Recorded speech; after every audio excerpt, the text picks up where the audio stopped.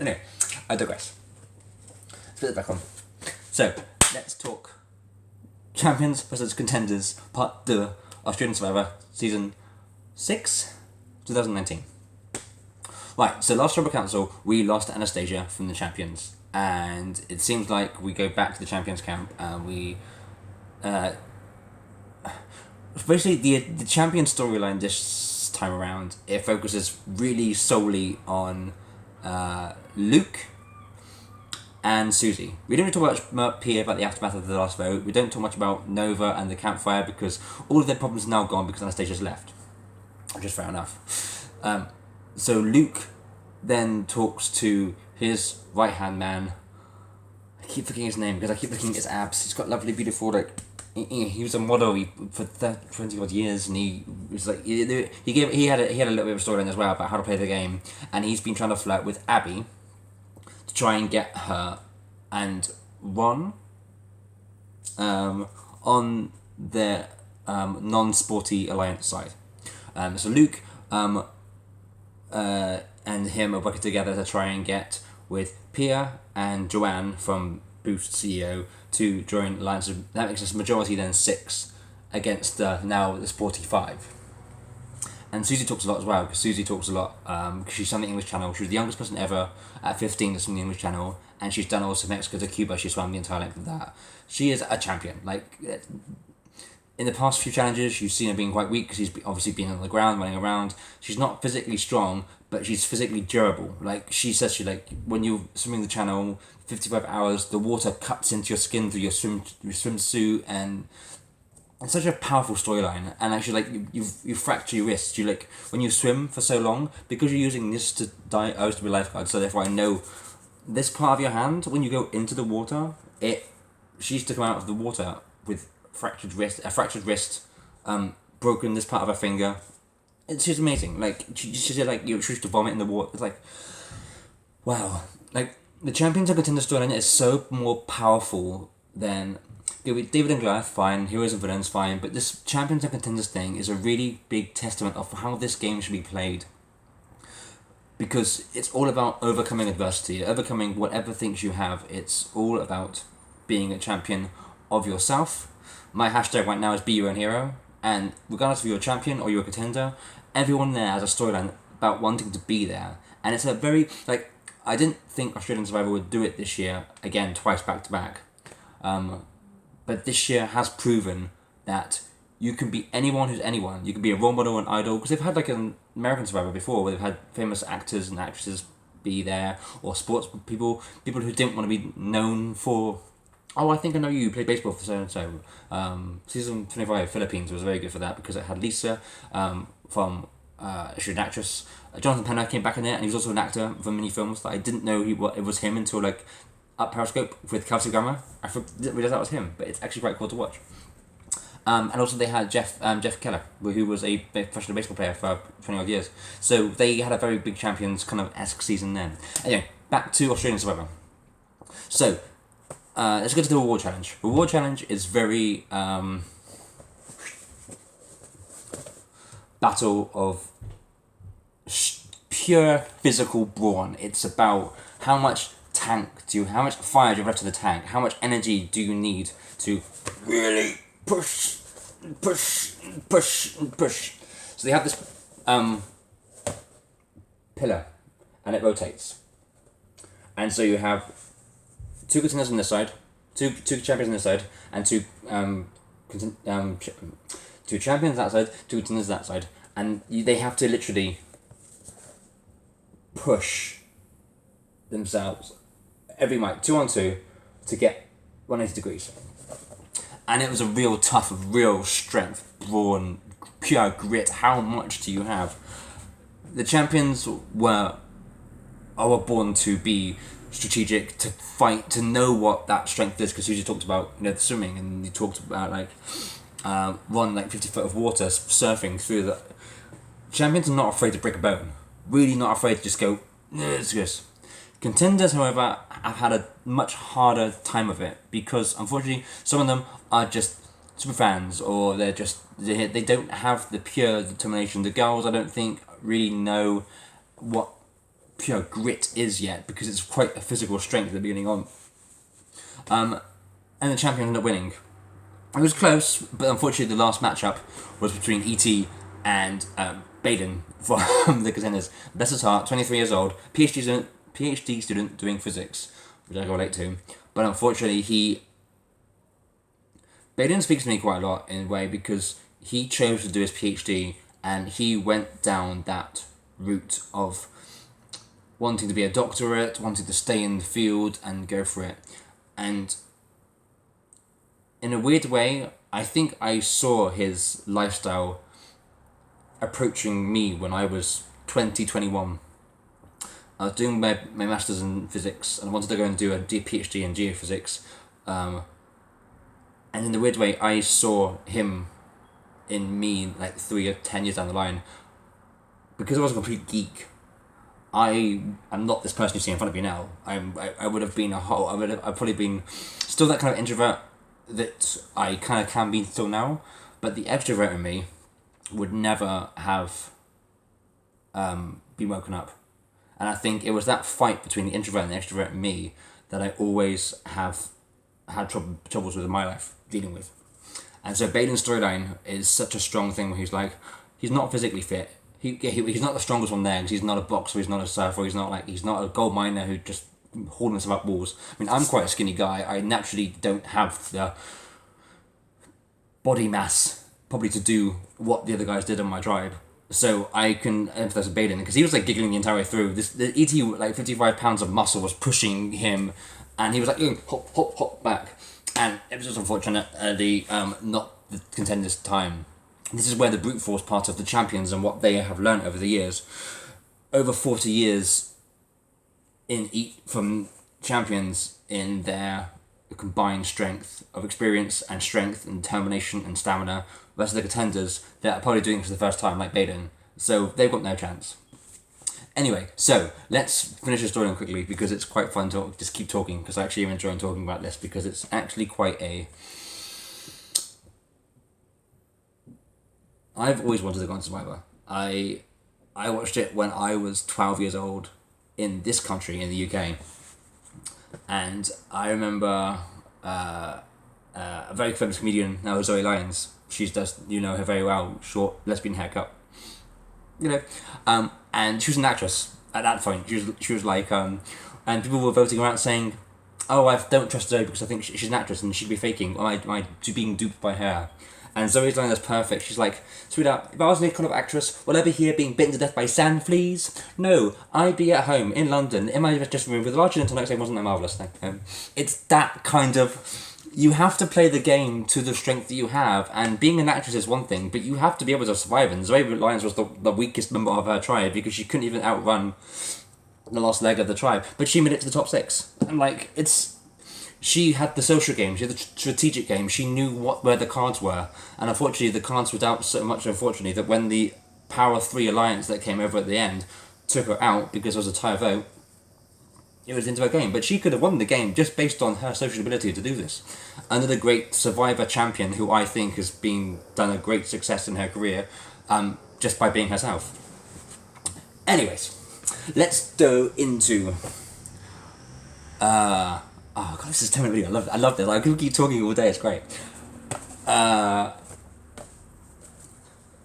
So the reward challenge was won by the champions, and they won fishing gear, tarp, fishing net, spear, and the raft.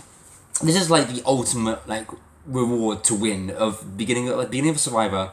You want to firstly the flint to get the fire going and the shelter. The second is you want to get a tarp because it starts raining, and third thing you want to be able to catch food, and use that spear fishing gear to feed the tribe. Because if you are not weak challengers, you could be good around the camp, and so you need the tribe to. Then you can contribute as and when you go. So the fishing gear is a big core prize to win. Also, Mr. People's Champion, I now put on my Spice Yak because let's talk about Luke. And last episode, I thought Luke was like, oh god, they're going to see him doing around. Let's see if Luke can outwit, outplay, outsmart them all. And yes, he can. So, Luke once the raft was taken run by the champions, Luke was like, right, a reward always means there's a clue, and a clue means there's an idol, and then the idol means there's power. So Luke knows this game well enough. He's a champion for a reason. He knows how to get his way through. And so when everyone goes to sleep, he's like running away, and he's going checking the raft underneath it. He's putting out ropes to try and find things, and with bamboo, it's stacked like that way. So he's looking into each individual hole, and he goes, don't think into that. Out comes a little scroll clue, and the clue to the idol. But he hasn't got it yet, but it's power for him, and you'll know he'll get it. So let's see what happens next episode, and if he gets that or not. Right. So now we go to... So that's everything pretty much from the champions now for this episode, because we go to the Immunity Challenge and the champions kick the contenders' asses. It's hard grit. It's a really physically strong challenge, because it's mud. It's dragging a heavy box of puzzle pieces through this obstacle course, and you've got to pick the thing up. As 10 people, you've got to literally, the mud sucks vacuum. So therefore, it's like trying to overcome that vacuum that's created underneath when something is stuck there, and you're trying to pick it up. It's that, and you need to have the pure weight of everyone to pick it up. Champions work like champions. They work as a unit, as a team. They've worked their entire lives. Contenders, unfortunately, the boys have the grit for it. The girls, and unfortunately, Baden's trying. They're all really trying, but it's just not good enough. It's just not pure good enough. So, champions win immunity. They go off, and we're left with contenders. Now, this is where the contenders now get a chance to play the game, in terms of, because obviously, like last episode, I didn't know much about the contenders because they weren't mentioned about much, because the champions went to Tribal Council, they voted someone out. So this is the contenders' time to shine, in a way. So Tribal Council is probably one of, I think, it's a contenders' Tribal Council that makes it worthwhile. So after Baden and his weakness being pointed out in both challenges, most of the tribe are like, it's an easy vote, we need to get everyone on board, let's vote out Baden, because Baden is the weakest, we need physical strength to get to these next two challenges. Which is what comes from most of the guys. And some of the girls are probably playing the Sandra game and going, as long as it ain't me. And then you got Laura, and Laura's like 4'11". She's like her introduction to this game is such an interesting story, because she's 4'11". She's married to a guy who's 6'3". She's an executive that, at her height, she has to have stature. She has to have gumption to carry out her life, and that's something that works with her. And you can see that she got together the three girls who she thought were going to be easy targets of the first ones voted out, because of her so their weakness as an overall, and they've not contributed much to the tribe so far. And it's very good. It's a very good play from her, because it's like the three of them are the ones that will most likely be, like we saw in the champions. It was between Anastasia, Pia, and Susie as the three potentially weakest of the tribe. So the three contenders, the three girls, know this game as super fans or fans of it they are. They're like, we need to make sure the three of us stay strong, because they're all going to come after us to try and find the voters all out. But we should get Baden out, because that's the way it is. And there's a lot of, like, Andy's talking a lot about keeping Baden, because Baden's a number for him, being the super fan that he is. Harry is an ice cream maker, but he's also a very good person. I'm watching out for Harry, because he also knows his game very, very well. Matt, as well, it's like, and I put my thing up for Matt, because Matt is my, he's the one I'm most, curious for. Because when we have Luke on the champions, Matt is the one I'm really... First of all, he was the one shouting his brawny ass going, "Champions who? Champions who?" And really talking smack to the champions.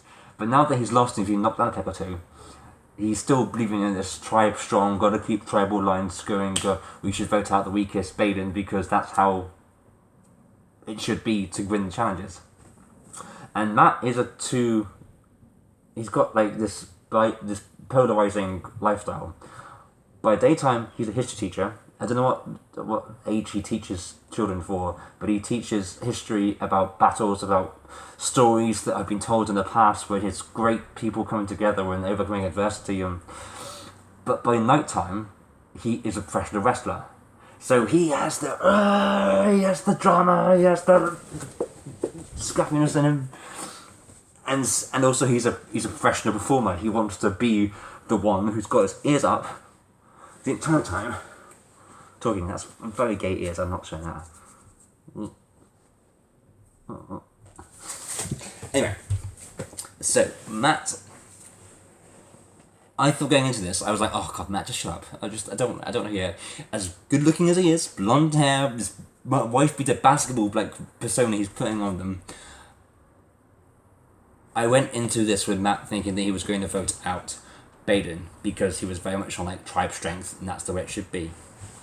When we get to Tribal Council though, and Jonathan starts asking questions around the group, and it looked like it was between Laura and Baden quite easily, and the two of them basically were like, I'm not going out without a fight. And so we talk about strength and the champions and what it means to be a contender and what we should be going through and vice versa. And there is a lot. By the way, I haven't forgotten about Sarah, because Sarah is someone I want to talk about quite a bit, but I think Sarah's story needs its own personal nod to, because I think that comes next episode. I think next episode is going to be Sarah's episode that I'll talk to her about. I'm thinking Surrey Fields. Go on, keep blinking again. This little stop in the plan. Anyway. And it seemed like the tribe was either going to split the vote between Laura and Baden. And before they voted, Baden just said, like, I don't think the tribe should be physically strong all the time. I've not had a chance to be in the water yet. I've not had a chance to do a puzzle. I mean, I would love to do the puzzle today. Unfortunately, the tribe was so het on voting him out because he wasn't physically strong. But he's like, I played this game with my own strength. He's a physics student. He uses his mind, he uses puzzles. He's got a adept to kicking everyone's asses and focus. And so is Laura in a way. But Baden's story that he told about, I don't have this physical strength. I'm not a sporty jock. I've left behind a computer desk to play this game of Survivor. This story for me is about showing people that I can do this. That I may not be perceived as always the buff, but like ruggish type. I'm not the one always going through this, being put in a box where you're voted out because you're weak, or you're voted out because you are lazy Ryan Campbell. You're voted out. He's like, people who justify me as being a physical liability don't know what else I have to offer yet, because all they can see is their own strength versus my weakness. And Matt's face, you could just see him with his head down, and just, as a teacher, you want your pupils to be the best they can. You want them to all feel like they have a hero inside them, that they can do anything they want. And Baden got through to Matt. The majority rules, and I think Baden won everyone over. And so Laura went home.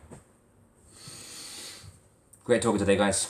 Let's keep being strong, keep fighting the power, and be a survivor.